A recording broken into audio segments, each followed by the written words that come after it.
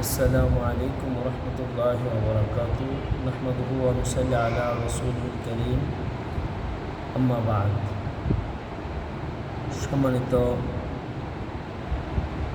দর্শক বন্ধুগণ, দেশ ও দেশের বাইরে থেকে যারা দেখছেন, আজকে আমি একটি গুরুত্বপূর্ণ প্রশ্নের জবাব দেওয়ার জন্য একটা কন্টেন্ট বানাইলাম। সেটা হলো, একবার আমাকে প্রশ্ন করেছে যে হুজুর, আমাদের ঘরের মধ্যে জিন্নাতের আসর থাকে, বাচ্চারা অনেক সময় কান্নাকাটি করে ওঠে, ছায়ার মতো কি জানি দেখে, বিভিন্ন সমস্যা, ভয় পা, এরকম অনেক ভাইয়ের ঘরে হইতে পারে জিনিসগুলো। তো এগুলা থেকে সমাধানের মাধ্যম কী? তো এর জবাবেই আমি আজকে এই কন্টেন্টটা বানাইতেছি। সেটা হলো যে পৃথিবীর বুকে যত ওষুধ আছে, যা কিছু আছে, সমস্ত কিছু উল্টে হলো আল্লাহ রাব্বুল আলামিনের কালাম। আল্লাহ তাআলার কালামের উপরে আর কিছুই নেই। যত জাদুটোনা মন্ত্র যা কিছু হোক, আল্লাহ তাআলার কালামের সামনে এগুলো কিছুই নেই। এই জন্য আল্লাহ তাআলার কালাম থেকে যদি আমরা নিয়মিত আমল করতে পারি, ইনশাআল্লাহ আমাদের ঘরে আর জিন্নাতের আসরও থাকবে না, এবং আমাদের সন্তানেরাও ভয় পাবে না, এবং রাত্রেবেলা কালো ছায়া বা বিভিন্ন ধরনের আকৃতি এগুলো চোখের মধ্যে আসবে না। তো এর জন্য প্রথমে যে আমলটা করতে হবে সেটা হলো, আমাদের প্রত্যেক দিন নিয়মিত রাত্রেবেলা ঘুমানোর আগে সূরা বাকারা, যদিও সূরাটা বড়, তারপরেও আমরা চেষ্টা করব সূরা বাকারাটা পুরোটা পড়ার জন্য। যে ঘরে সূরা বাকারা তেলাওয়াত হবে, ওই ঘরের মধ্যে ইনশাআল্লাহ শয়তান জিন্নাত এগুলা আসতে পারবে না।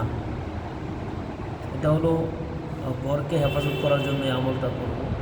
আর আমার নিজের শরীরকে হেফাজত করার জন্য আমরা যে আমলটা করব সেটা হলো, এক নম্বরে আমরা প্রত্যেক দিন ফজরের নামাজ পড়ে জায়গায় বসে 3 বার সূরা ইখলাস, কুল হুয়াল্লাহ সূরা পাঠ করব, 3 বার সূরা ফালাক, কুল আউযু বিরাব্বিল ফালাক, 3 বার কুল আউযু বিরাব্বিন নাস, মোট 9 বার এই সূরাগুলো আমরা পাঠ করে শরীরে দম করব।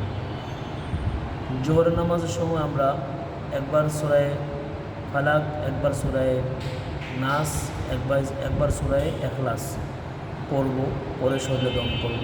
আসরের সময় একই নিয়মে একবার করে পড়ব। মাগরিবের নামাজ পড়ে আবার মাগরিবের পরে 3 বার করে সূরা ইখলাস 3 বার, সূরা ফালাক 3 বার, সূরা নাস 3 বার আমরা পাঠ করব। তারপরে শরীরে দম করব। এশারের নামাজের সময় আবার 3টা সূরা একবার করে পড়ে শরীরে দম করব। ইনশাআল্লাহ যে ব্যক্তি আমলটা নিয়মিত করবে, তার সাথে কখনো কোনো জিন্নাত কোনো প্রকারের ক্ষতি করতে পারবে না, এবং তাকে ভয় দেখাতে পারবে না, এবং তার সামনে আসার সাহসও করতে পারবে না।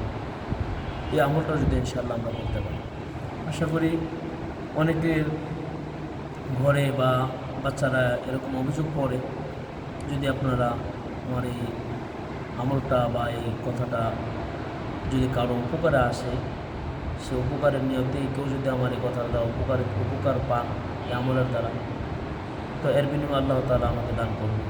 এই আশায় আপনাদের কাছে এই কন্টেন্টটা বানাইলাম এবং এই আমলের কথাটা বললাম।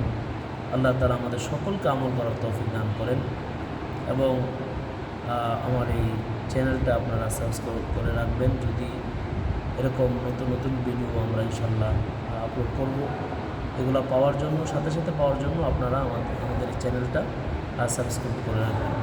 আসসালামু আলাইকুম ওয়া রাহমাতুল্লাহি ওয়া বারাকাতুহু।